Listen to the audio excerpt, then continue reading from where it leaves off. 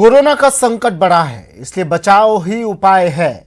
ये वायरस असावधानी या गलती से मानव शरीर में पहुंचता है। शरीर में पहुंचकर कोरोना वायरस फेफड़ों को खराब करता है, इसलिए सावधानी बरतना बेहद जरूरी है। सफाई जरूरी है और नशा बंद करना जरूरी है। जानलेवा वायरस का मंत्र यही है, मारण मंत्र। हमारे साथ जयपुर के सवाई मानसिंह अस्पताल के पूर्व अधीक्षक डॉक्टर वीरेंद्र सिंह हैं, जो बताएंगे क्या करें और क्या ना करें। डॉक्टर वीरेंद्र, स्वागत है आपका न्यूज 18 राजस्थान में। हाँ जी, नमस्ते। नमस्कार डॉक्टर साहब। डॉक्टर साहब, सवाल मेरा सबसे पहले यही रहेगा, सैकड़ों हजारों दर्शक आपको सुन रहे हैं और एक उम्मीद लेकर आपको देख रहे हैं कि इसका कुछ तो ऐसा मंत्र, कोई तो ब्रह्मास्त्र ऐसा मिले जो इस वायरस से हमें बचा सके। हालांकि हम न्यूज 18 राजस्थान बार बार कह रहा है लोगों से सोशल डिस्टेंसिंग बनाकर रखें, घर में रहें, यही एक इससे बचाव का उपाय है। क्या कुछ इसके लिए आप मंत्र लोगों को बताना चाहेंगे? देखिए, सबसे महत्वपूर्ण चीज ये है कि जो कोविड-19 जो है वायरस, इसकी कोई अचूक दवा अभी तक तैयार नहीं हुई है। तो इसलिए जो पेशेंट के सिम्टम्स हैं उसके अनुसार दवा दी जाती है। अब सवाल उठता है कि कैसे बचाएं अपने आप को और कैसे बचाएं अपने परिवार को। एक ही सबसे महत्वपूर्ण चीज है, वो है सोशल डिस्टेंसिंग। सोशल डिस्टेंसिंग ये नहीं है कि अभी की बात है। जो सबसे बड़ा पेंडेमिक अपने हुआ है इंडिया के अंदर, वो 1918 में स्पेनिश फ्लू हुआ था और उसमें करीब 1 करोड़ लोगों की जान गई थी। उस समय भी सबसे महत्वपूर्ण चीज यही थी, सोशल डिस्टेंसिंग। इसका मतलब ये है कि हम दूर दूर रहें, स्कूल बंद, कॉलेज बंद, शिक्षण संस्थान बंद, टेम्पल बंद और कोई भी किसी भी प्रकार की गैदरिंग नहीं करें। सबसे बड़ी बात यह, घर में रहें। यदि हम घर से इस लक्ष्मण रेखा, घर की रेखा को लांघते हैं तो उतनी ही रिस्क बढ़ जाती है इस कोरोना के संक्रमण होने की। बचाव ही इसका इलाज है, जैसा आप कह रहे हैं, वो सबसे महत्वपूर्ण है। बात नंबर 1। बात नंबर 2, ये पर्सनल हाइजीन। पर्सनल हाइजीन के अंदर क्या, देखिए, पूरा जो मानव शरीर है वो भगवान ने ऐसा बनाया है कि पूरी चमड़ी सारी जगह होती है, कहीं से कोरोना नहीं घुस सकता। 2 छेद ऐसे हैं, एक तो नाक और एक मुंह, जिसके द्वारा होके कोरोना अंदर जा सकता है। तो हम करें क्या? करें ये कि एक तो नाक और मुंह के ऊपर कम से कम हाथ नहीं लगाएं, चेहरे को छुए नहीं। ठीक है। हालांकि कहने में बड़ा सिंपल है, थोड़ी देर में आप कहोगे साहब आपका ही हाथ चेहरे पे चला गया, लेकिन ये प्रैक्टिस करने से संभव है। बात नंबर 2, मैंने कहीं पढ़ा था कि शायद एक दिन में एक इंसान अपने चेहरे पर 8000 से ज्यादा बार हाथ लगाता है।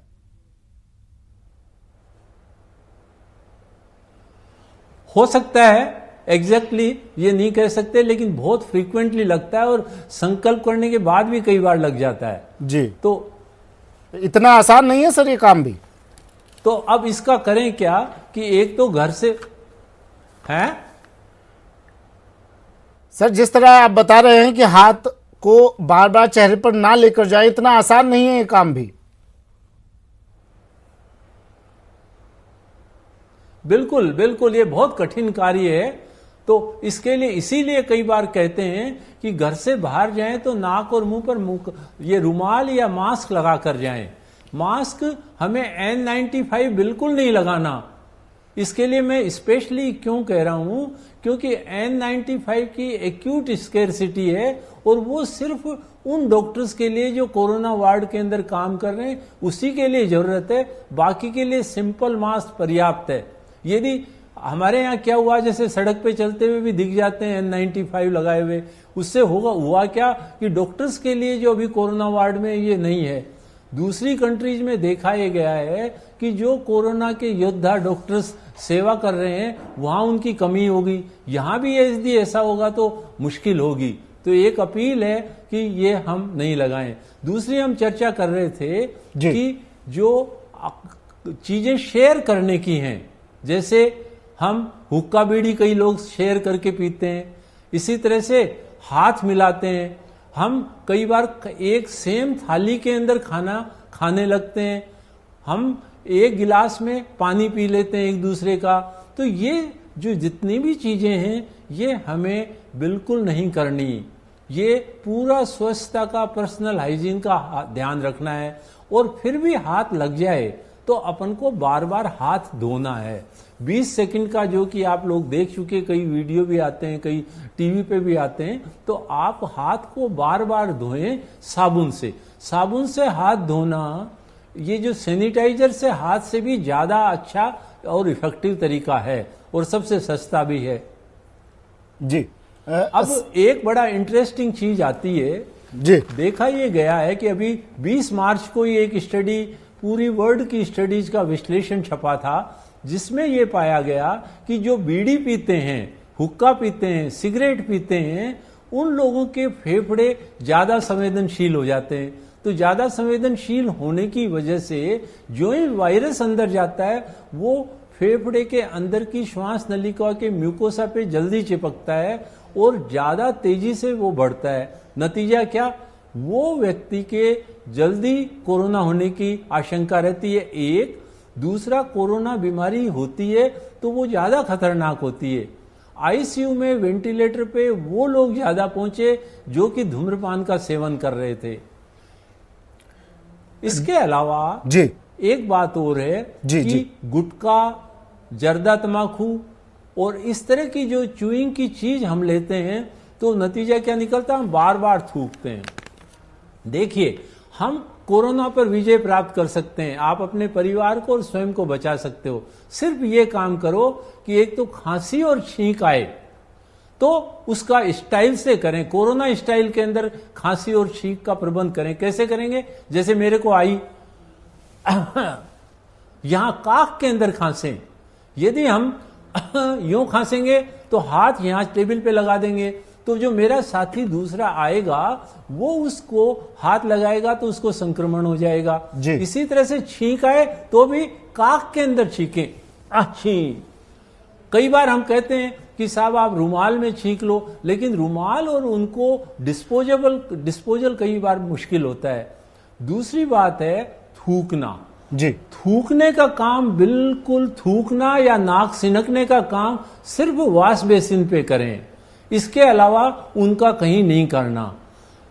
ठीक है। यदि हम इन कुछ छोटी छोटी टिप्स का ध्यान रख लेंगे तो सर, हम कोरोना को हरा सकते हैं। सर मैं मतलब आपसे कहना चाहूंगा, आपने बहुत ही अच्छी तरीके से दर्शकों को ये बताया किस तरह से उन्हें रोजमर्रा की जिंदगी में क्या क्या चीजें करनी चाहिए। अगर आपके आसपास सैनिटाइजर हो तो एक बार अगर आप ये भी बता दें सैनिटाइजर को किस तरह से यूज में लेना है, किस तरह से उससे हाथ साफ करने हैं, क्योंकि ये बहुत बहुत अहम चीजें हैं जो आप इस वक्त बता रहे हैं। तो आप इससे ये आप इसमें लीजिएगा ये, और इसको लेकर हाथ लगाया, दोनों तरफ लगाया, फिर ये देखिए जैसे आप मेरे हाथ को देख रहे हैं इस तरह से, और फिर ये अंगूठे को इस तरह, जैसे हम हाथ धोते हैं उसके अंदर क्या है, आगे पीछे, बीच में और अंगूठा और हमारा हाथ साफ। फिर बोलता हूं, आगे पीछे, बीच में जी, और अंगूठा और हमारा हाथ साफ। सर बहुत ही शानदार तरीके से आपने बात बताई है। डॉक्टर साहब, मुझे आपसे पूछना है, आप सवाई मानसिंह अस्पताल प्रदेश का सबसे बड़ा अस्पताल है, आप उसमें अधीक्षक रह चुके हैं। उस वक्त पे जो अब कोरोना के सिम्टम्स दिखाई दे रहे हैं मरीजों में, उस वक्त भी कई मरीज आते होंगे आपके वक्त पर भी जिनमें इस तरह के सिम्टम्स दिखाई देते होंगे, तो क्या कुछ एहतियात बरतनी चाहिए इस तरह के मरीजों को अगर सिम्टम्स ऐसे दिखाई देते हैं शुरुआती दौर में? देखिए, अभी भी मैं राजस्थान हॉस्पिटल जयपुर में एक्टिवली कार्यरत हूं, रिटायरमेंट नहीं लिया है, पर अभी भी ऐसे पेशेंट आते हैं, और उस समय क्योंकि सवाई मान सिंह में तो आते ही थे, और अभी मुझे जैसे एडवाइजरी बोर्ड में लिया तो वहां से कंटिन्यूअस इंटरेक्शन होता है।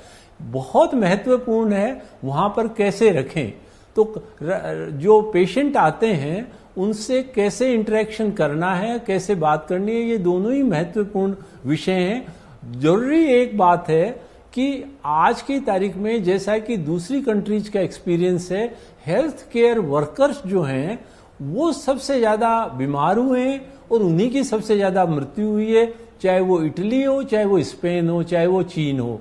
तो इसलिए जरूरी है कि हम लोगों के लिए, डॉक्टर्स, नर्सिंग स्टाफ एंड जो भी हॉस्पिटल में कार्यरत हैं, कि हम अपना बचाव रखें। और उस बचाव के अंदर ये जो बातें हमने शेयर की उसमें चीजें ऐड हो जाती हैं। जैसे मुझे कहीं मान लिया नॉर्मल साधारण वार्ड के अंदर राउंड लेना है, एक simple mask will be sufficient. But यदि मुझे कोरोना का पेशेंट सस्पेक्टेड के पास जाना है तो वो N95 मास्क मुझे लगाना चाहिए। उसके अलावा PPE जो कि पर्सनल प्रोटेक्शन इक्विपमेंट है, जिसके अंदर आपने देखा होगा कि कई अपने गाउन और वो प्लास्टिक का जो गोगल्स वो और कैप, वो सारी चीजों के साथ, शू कवर सारी चीजों के साथ जाता है, वो आवश्यक है। अच्छा सर, आपने बताया कि N95 मास्क लगाने की जरूरत नहीं है, वो सिर्फ चिकित्सकों के लिए है। भूल गए सर, आपके पास भी खबरें आई होंगी इस तरह की, बाजार में मास्क अवेलेबल नहीं है, ब्लैक में बिक रहे हैं। तो क्या ऐसे वक्त में एक सादा रुमाल भी अगर बांधते हैं चेहरे पर तो क्या वो काफी रहेगा?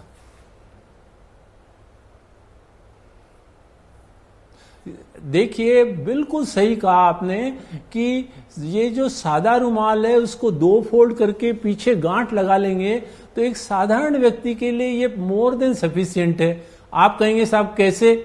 तो बात यह है कि मास्क जो साधारण व्यक्ति क्यों लगाता है, इसलिए कि उसको जब खांसी और छींक आए तो उसके ये जो बारीक जो कण हैं खांसी और छींक के, वो उस रुमाल से बाहर नहीं जाएं, और उनको रोकने के लिए रुमाल पर्याप्त है। तो एक साधारण व्यक्ति के लिए जिसके पास, हर एक के पास रुमाल है, वो मास्क के लिए भी नहीं दौड़े, वो N95 के लिए बिल्कुल नहीं दौड़े, सिंपल रुमाल से वो काम चला सकता है। अच्छा डॉक्टर साहब, कल हमने बात की थी, एक टैबलेट है हाइड्रोक्सीक्लोक्विन, उसको लेके कल मेरी चर्चा भी हुई थी, और ये टैबलेट मतलब आपकी जानकारी में भी आई होगी, मार्केट से गायब होती जा रही है टैबलेट। कारण ये, इसे कोरोना के इलाज में एक अहम भूमिका इसकी बताई जा रही है, और लोग इसका स्टोरेज करना शुरू कर दिया लोगों ने, खबरें भी आ रही है। क्या ये टैबलेट इतनी कारगर है? देखिए, ये जो टैबलेट है इसका सबसे पहले ये जो फ्रांस के अंदर एक स्टडी छपी थी जिसमें ये इंडिकेट किया कि ये कारगर है, लेकिन यदि आप वर्ल्ड मीटर पे देखेंगे तो फ्रांस के अंदर सबसे ज्यादा मौतें हो रही हैं। नंबर 2, इसके इलाज के अंदर इसका रोल आया है, और इलाज के लिए कोरोना पॉजिटिव आ गया उसके बाद इसको ले रहे हैं और उसमें कुछ असर महसूस हो रहा है, पूर्णतया नहीं, लेकिन बचाव के अंदर इसका बिल्कुल इंडिकेशन नहीं है। बचाव के अंदर सिर्फ एंड सिर्फ उन्हीं डॉक्टर्स एंड नर्सिंग कर्मचारी जो कि कोविड-19 के वार्ड में काम कर रहे हैं, उसी के अंदर इंडिकेशन का ICMR, Indian council of medical research ने रिकमेंडेशन दिया है। बाकी लोगों को नहीं लेना चाहिए। आप कहेंगे साहब क्या बिगड़ता है, ले लेंगे, नहीं बिगड़ता है। देखिए, हर दवा का एक गुण तो एक अवगुण भी होता है, और HCQS हाइड्रोक्सीक्लोरोक्विन के बहुत अवगुण हैं, बल्कि इसके अंदर कई बार हार्ट की एक ECG में चीज आती है QTC इंटरवल, वो बढ़ जाती है तो उस गति के अंदर विकार आके घातक प्रभाव पड़ सकते हैं। तो इसलिए डॉक्टर साहब, बार बार ये बात कही जा रही है कि छोटे बच्चों में इम्यूनिटी कम होती है और बुजुर्गों में इम्यूनिटी कम होती है, और उनमें कोरोना जल्दी अपना शिकंजा कस सकता है, तो उनको ज्यादा सावधानी बरतने की जरूरत है। इम्यूनिटी पावर कैसे बढ़ाई जाए? एक्सरसाइज से, खान पान में बदलाव करने से, क्या तरीका? छोटे नहीं, एक इंटरेस्टिंग फैक्टर है, जो कोरोना है वो न तो बच्चों में गंभीर बीमारी करता, न जवानों में गंभीर बीमारी करता, ये बूढ़े व्यक्तियों के अंदर गंभीर बीमारी करता है। तो ये जिस तरह से ये चल रहा है उस तरह से ये सिर्फ बुजुर्गों के अंदर, और वो भी कौन से, जो पहले से ही सीरियस गंभीर बीमारी से है जिनको, तो जिनको कोई भी गंभीर बीमारी, चाहे वो हार्ट की डिजीज हो, चाहे डायबिटीज हो, चाहे सीओपीडी हो, वो उनकी अवस्था यदि 60 साल से ऊपर है, उनको पूरा प्रिकॉशन लेना चाहिए, उनको आइसोलेशन एंड ये डिस्टेंसिंग रखनी चाहिए। अब आप कहेंगे साहब जब बच्चों के अंदर ये बीमारी इतनी ज्यादा होती ही नहीं है तो फिर स्कूलों की छुट्टी क्यों कर दी? उसका एक कारण है क्या है कि बच्चे आपस में फिजिकल इंटीमेसी बहुत ज्यादा होती है, वो खेलते हैं तब देख लो, वो हंसते हैं तब आपस में बहुत नजदीक रहते हैं। तो स्कूलों के अंदर यदि ये संक्रमण फैलता है, फिर जब बच्चे घर पर आते हैं तो उनको हम बड़ा दुलार के साथ गोदी में लेना और सब कुछ करते हैं, तो वो एसिम्प्टोमेटिक कैरियर हो जाते हैं। आप पूछेंगे ये क्या चीज है? देखिए बात ये है कि एक व्यक्ति वो होता है जिसके की बुखार, खांसी और जुखाम है और उससे एक दूसरे को संक्रमण फैलता है, लेकिन बहुत से ऐसे व्यक्ति हैं जिनको कि ये सिम्टम नहीं है, लक्षण नहीं है, लेकिन फिर भी कोरोना मौजूद है, जो कि एक से दूसरे व्यक्ति को ये बीमारी फैलाने में वो कर सकता है। तो इसलिए क्या है कि बच्चों को हमें वो छुट्टी करना या स्कूलों की छुट्टी करना सबसे महत्वपूर्ण स्प्रेड को रोकने का कारगर उपाय है। अच्छा, कुछ लोग डॉक्टर वीरेंद्र, कुछ लोग इसके देसी नुस्खे भी बताने लगे हैं अब कि दूध में हल्दी मिला के पियो, गर्म पानी का सेवन करो, ठंडा पानी बिल्कुल पीना बंद कर दो, गर्म पानी में हल्दी मिलाकर पियो, गार्गल्स करो उससे, तो उससे कोरोना आपके पास नहीं फटकेगा। देखिए ये सारे के सारे कॉमन सेंस के ऊपर किए हुए टोटके हैं। ये इनमें से आप समय करने के लिए, समय पास करने के लिए ये चीजें आप कर सकते हैं, लेकिन इनका कोई साइंटिफिक बेसिस नहीं है। जी, तो डॉक्टर साहब अगर खांसी जुकाम जो कोरोना के लक्षण हैं, शुरुआती लक्षण खांसी जुकाम बुखार, अगर ये होते हैं तीनों, तो क्या ये मान लिया जाए कि कोरोना अब संक्रमित हो चुका है वो व्यक्ति? आपने बहुत महत्वपूर्ण प्रश्न इतना लेट पूछा। देखिए कि ये लक्षण काफी लोगों के अंदर होते हैं, चाहे वो एलर्जी का पेशेंट हो, चाहे जुकाम हो, चाहे कॉमन कोल्ड हो, ये सारों में होते हैं, लेकिन कोरोना के पेशेंट के लक्षण अलग तरह के हैं। नंबर 1, सबसे पहले दिन जब वो बीमार होता है व्यक्ति, तब उसको बुखार आता है। दूसरे या तीसरे दिन उसको खांसी आने लगती है। छठे या सातवें दिन उसका सांस फूलने लगता है। तो 80% लोगों को तो सिर्फ बुखार और खांसी तक ही लिमिट हो जाता है। साथ में ये तो 3 बड़े लक्षण हैं जो कि कैरेक्टरिस्टिक हैं। इसके साथ जो दूसरे लक्षण है, हाथ पैरों में दर्द होना या थकान होना, ये, या एक लक्षण आजकल अभी ये भी आया है कि भाई जो सूंघने की जो शक्ति है और जीभ का जो स्वाद है उसके अंदर भी थोड़ा परिवर्तन आता है। परंतु ये मुख्य है कि पहला दिन बुखार, तीसरा दिन सूखी खांसी और 7वें दिन सांस। तो यदि पहले 2 लक्षण हो तो आपको दौड़ने की जरूरत नहीं है डॉक्टर के पास, आप अपने आप को आइसोलेट कर लें घर के किसी कमरे में जी। और वो, क्योंकि आप जाएंगे कोई डेफिनेटिव इलाज नहीं है, इसमें अपने आप ठीक हो जाते हैं 80% लोग जी। जब सांस फूले वो समय वैसा है जबकि चिकित्सक के पास जाने की जरूरत पड़ेगी। अभी तक तो सबसे महत्वपूर्ण प्रश्न एक ही होता है, क्या आप पिछले महीने में विदेश यात्रा से आए, 1, या जो कि संक्रमित स्थान हैं उन स्थानों से आए, जैसे जयपुर के अंदर भाई रामगंज के अंदर या भीलवाड़ा के अंदर राजस्थान में, वो 1-2 स्थान हॉट स्पॉट होते हैं। जी डॉक्टर साहब देखिए, कुछ चीज़ें ऐसी होती है जो हमें रोज़ाना, आप कितना भी बच लें लेकिन वो हमें करनी है तो करनी ही है।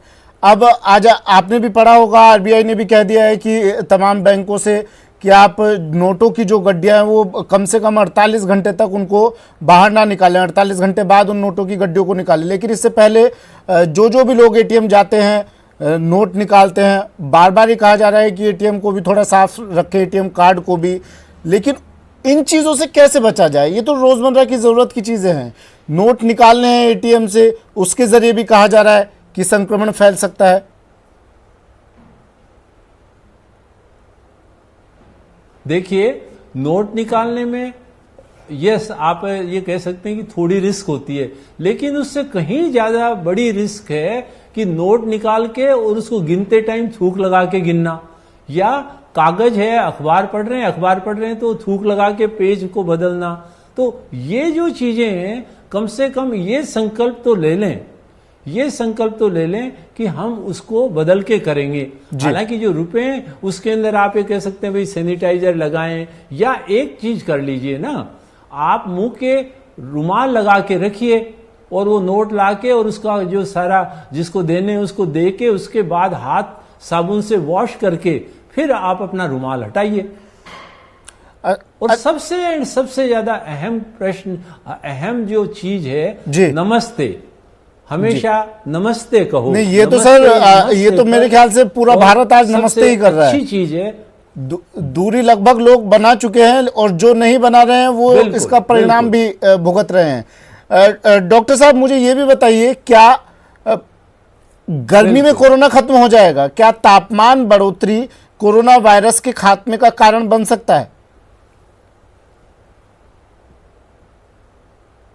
आपकी तरह मैं भी यही आशा कर रहा हूं कि काश ऐसा हो जाए। डेफिनेट नहीं कह सकते, समय ही बताएगा कि ये होगा या नहीं, क्योंकि लोग ये कहते हैं कि जैसे दुबई और सिंगापुर जैसी गर्म जगह के अंदर भी ये कोरोना का प्रकोप बड़ा भीषण है, जबकि वहां काफी गर्मी है। तो गर्मी अपने आप में कर देगी कहना मुश्किल है, हालांकि होप है। फिर दूसरे लोग ये भी कहते हैं, अरे साहब सिंगापुर और दुबई में तो लोग एयर कंडीशनर में रहते हैं इसलिए उनको हो गया, अपने इंडिया में तो एयर कंडीशनर हम थोड़े दिन बाद चला लेंगे तो हमारे यहां से भाग जाएगी बीमारी। हाँ, उम्मीद ये करें कि ये है, पर आपका प्रश्न दूसरे परिप्रेक्ष्य में महत्वपूर्ण है कि क्यों यहां हुआ, क्यों यहां कम है। दो थ्योरी कहते हैं, कुछ लोग कहते हैं कि मलेरिया का जो एंडेमिक एरिया है वहां पे कोरोना कम हुआ। दूसरे लोग ये कहते हैं कि जो बीसीजी वैक्सीनेशन है जी, वो यूनिवर्सल वैक्सीनेशन जिन जिन कंट्रीज में हुआ वहां कोरोना की प्रकोप कम हुआ। पर अभी ये सारी की सारी हाइपोथेसिस हैं। डेफिनेटिव कंक्लूजन सिर्फ समय के गर्भ में है। समय के गर्भ में और समय की कमी भी है डॉक्टर साहब, इसलिए चलते चलते आखिरी 30 सेकंड आप कुछ कहना चाहें लोगों से, कोई अपील, किस तरह सावधानी रखी जाए? मेरी सिर्फ एक ही है, जाते जाते नमस्ते कहते रहें। ज्यादा आदर देना है तो ज्यादा झुक के नमस्ते कर दीजिए, लेकिन यूनिवर्सल बना दीजिए, एक बात। दूसरी चीज, ये हम चाहे पानी पिएं, थाली में खाना खाएं, ये सारे अलग अलग करें पर्सनल हाइजीन से। ज्यादा सामने पे दिखाना अपनी भावना में दिखाएं, साथ खाने में नहीं। थाली और प्याली नहीं शेयर करें। नमस्ते। चलिए, थाली और प्याली शेयर नहीं करनी है। डॉक्टर वीरेंद्र भी नमस्ते कर ये बता रहे हैं कि सोशल डिस्टेंसिंग कितनी ज़रूरी है। न्यूज़ 18 राजस्थान भी, न्यूज़ 18 नेटवर्क भी बार बार अपील आपसे कर रहा है, सोशल डिस्टेंसिंग बनाकर रखें। प्रधानमंत्री, मुख्यमंत्री, तमाम लोग आपसे अपील कर रहे हैं, तो इस अपील को ध्यान से सुनिए, गौर करिए, तभी आप इस बीमारी को, इस वायरस को हरा पाएंगे। शुक्रिया डॉक्टर वीरेंद्र, अपना कीमती वक्त हमें देने के लिए और तमाम ये जानकारी दर्शकों से साझा करने के लिए। डॉक्टर वीरेंद्र सिंह, पूर्व अधीक्षक सवाई मानसिंह अस्पताल के, उन्होंने बताया किस तरह से आपको सावधानी बरतनी है, किस तरह से आपको हाथ सैनिटाइज करने हैं। मास्क जरूरी नहीं है कि आप बाजार से खरीदें, अगर आप खरीदने में अक्षम हैं तो आप सादा रुमाल भी चेहरे पर बांध सकते हैं, सिर्फ चेहरा ढका हुआ हो इतना काफी है। साफ सफाई पर ज्यादा ध्यान दें और इस अपील के साथ दीजिए इजाजत। नमस्कार।